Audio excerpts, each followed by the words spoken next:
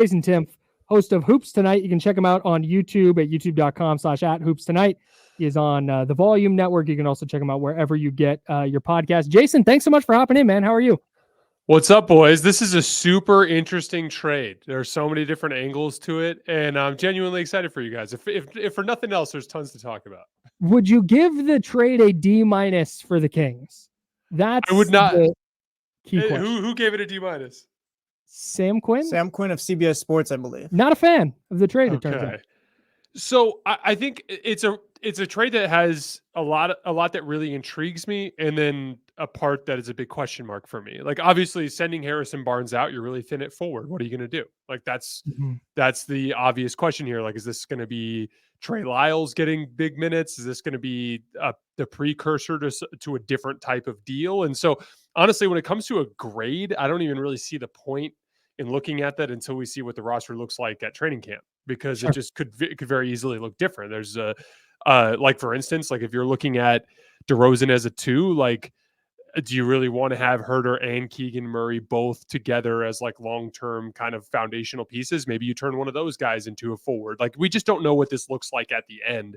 The long and short of it, though, is like DeRozan is a shoe-in fit in Sacramento's offense. They ran a lot of really similar 5-out concepts in Chicago, a lot of like, screens flowing into dribble handoffs, or screens flowing into ball screens, a lot of 3-man action where they'd have like Vucevic down screen for Caruso, who'd come up and screen for DeRozan, or vice versa, and to Ram screen for Vucevic to come up. They run a lot of really similar stuff that I think he's going to just slide right in and do well in Sacramento. I think Sabonis is a natural screening partner for him. I think even the off-ball concerns, like DeMar DeRozan just had his best catch and shoot season. He got 1.16 points per unguarded catch and shoot jump shot. That was the highest mark of his career last year in Chicago. And so I'm not worried about the fit at all.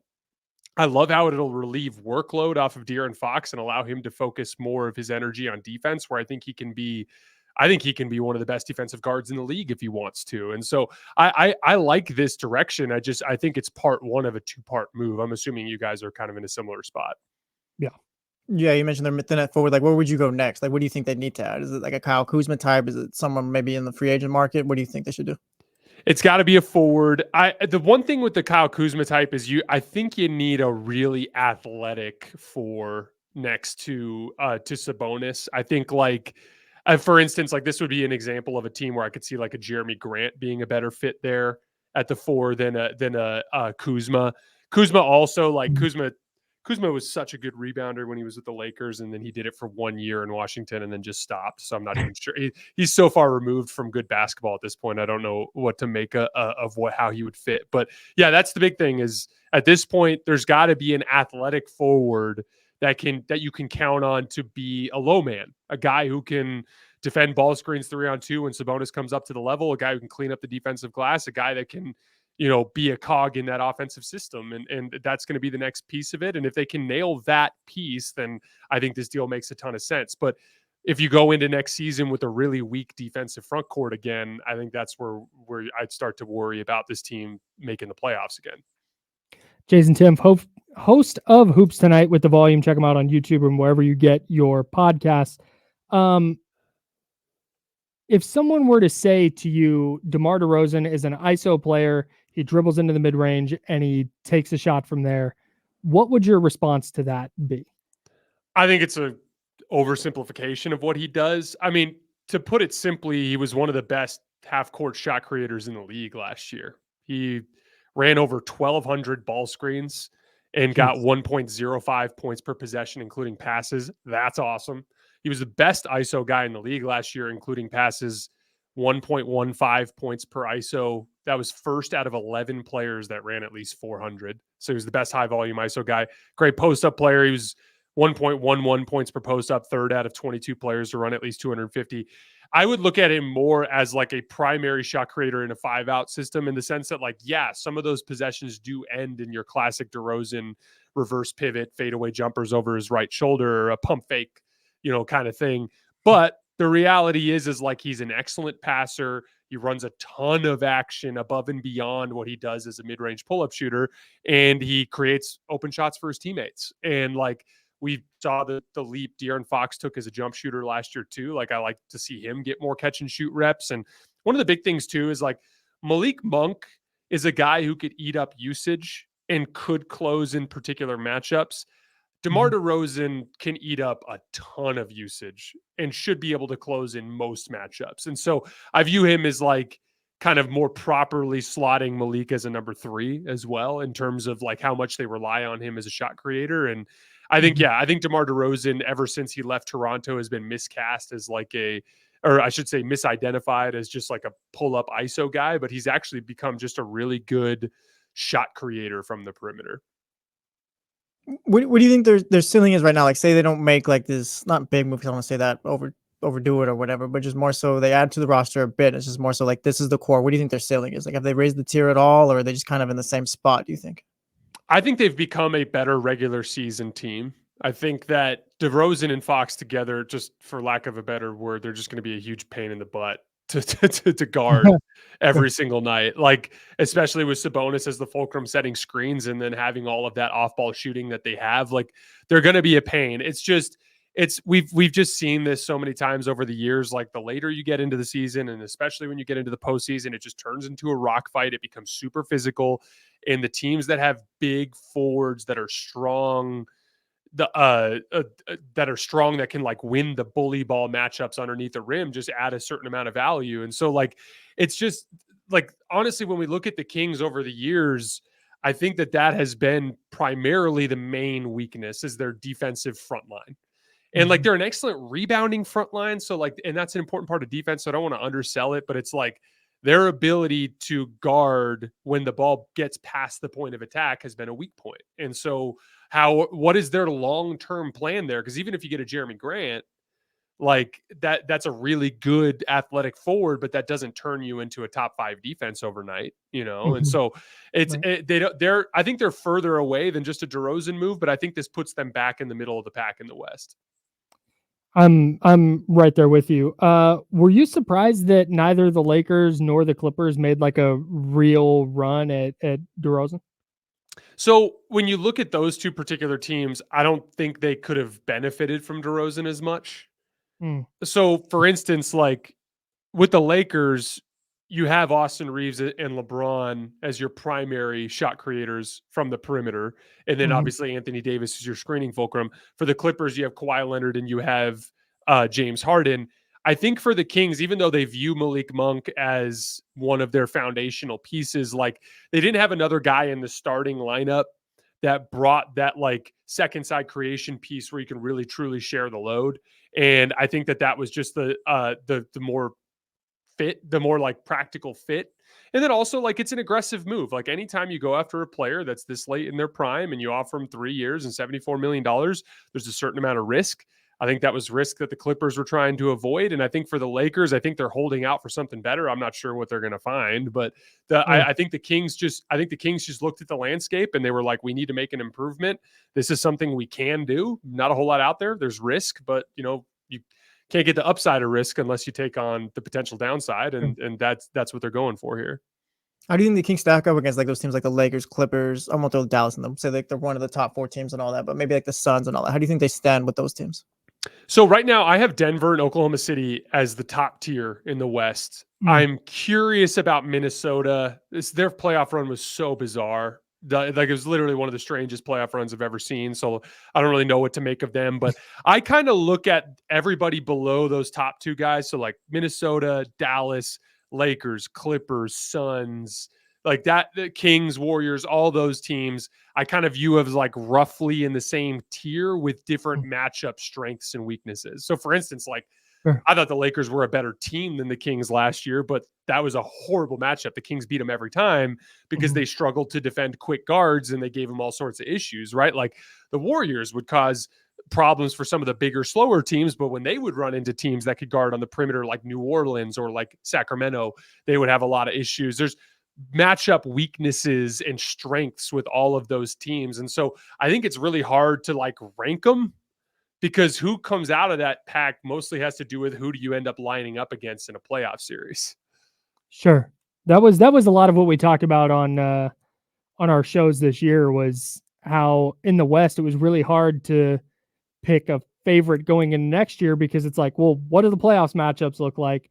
Because if Denver has to play Minnesota again, I feel way worse about them than if they're playing New Orleans, for example. No, Like the entire West is- a great example of that is like specifically coming out of making an NBA Finals run and then signing Klay Thompson.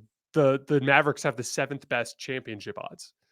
Like that's Vegas telling you, like, yeah, we thought they caught some favorable matchups. That's literally what they're saying. They're saying in terms of the quality of the roster, they don't view them as one of those top teams. But in the West, catch a nice little path in there. If one of the better teams gets knocked out, you could be right in the mix.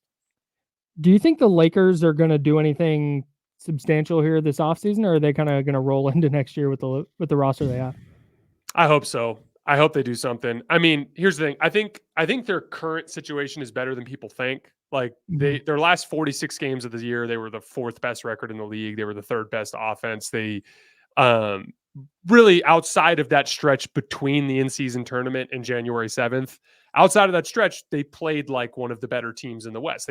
They went 3-10 in a 13-game stretch, and that put them in a predicament. Like even in the Denver Nuggets games, like they led the majority of that series because they're good. That's a bad matchup for them, and Denver's better, but they led the majority of that series because they're good. Now, the question is, are they good enough? No, they absolutely have redundancies at the 2 and the 3. Austin and D'Lo play the same role on both ends of the floor. So you need to convert one of them into an athlete guard. And then at the 3, you've got Rui Hachimura, who's redundant with LeBron as another big forward. And so the move that the Lakers have needed to make has been the same ever since last summer, which is like they need to get an athlete on the perimeter that can guard and hit shots. And they just haven't been able to find that type of deal. And they still haven't been able to find that type of deal. And we'll see what they can do. Like, I think the front office is hesitant to do a fringe move for somebody like a Bruce Brown or Dorian Finney-Smith because it's not a splashy name. But the truth of the matter is like, I actually think Austin, LeBron, AD is good enough as a top 3. I just think you have to be really good at the 3 and the 2 and the 3. And they're just not right now. And so like, I'm not optimistic about it just because I don't think they're going to make that sort of aggressive move. I think they look at Max Christie as a guy who can slide into that role. And so honestly, like my guess is next year's Lakers season just looks a little bit better than this one. Like I bet you they hover around the 5-6 most of the year and probably lose in the first round again. Talking with Jason Timpf, host of Hoops Tonight with The Volume. Check him out on YouTube and wherever you get your podcast. A couple things before we get you out of here, Jason. Do you have any thoughts on Bronny James? I think that the story has been manipulated by a lot of people to be something that it's not, which is Bronny James was a mid to late first round draft prospect before he had a heart condition. And then the heart condition led to some iffy performances at USC, which is like you go from not playing basketball to stepping into Pac-12 basketball. Like that's not easy to do. Even his contract, it's literally the second round exception. It's in the CBA. It's there designed to retain that type of player. And like, as far as him as an NBA player, like he's not ready yet on either end of the floor. His jump shot release is too slow and inconsistent on the offensive end of the floor. He is a little bit slow on read and react stuff right now. On the defensive end, he's too small. Like he's quick enough and get over screens and beat people to spots, but he gets bumped off his spot too easily, which you saw in the summer league games. But the tools are there. Like the dude, watch him run up and down the floor. It's freaky. Like for the lack of size that he has, he's got super long arms that makes up for it. So he defends like a 6'4", 6'5" guard. He's got the touch. Like you don't go 19 for 25 in the shooting drill if you don't have the touch. He just hasn't turned it into a quick, fluid release that'll work at the NBA level. So like my guess is that by the end of this 4-year contract, he'll look like a bench NBA guard. And so I didn't really think there was much to be made of it. I mean, obviously it was a little bit of a reach because I thought he was probably closer to that 65 to 75 range as a prospect this year, but I didn't think it was that insane. And within the context of the story with LeBron, it kind of all made perfect sense. And if you watch him on the court, he's going to look like a guy who's not quite ready that has some tools, which is what I saw when I watched him play the other day.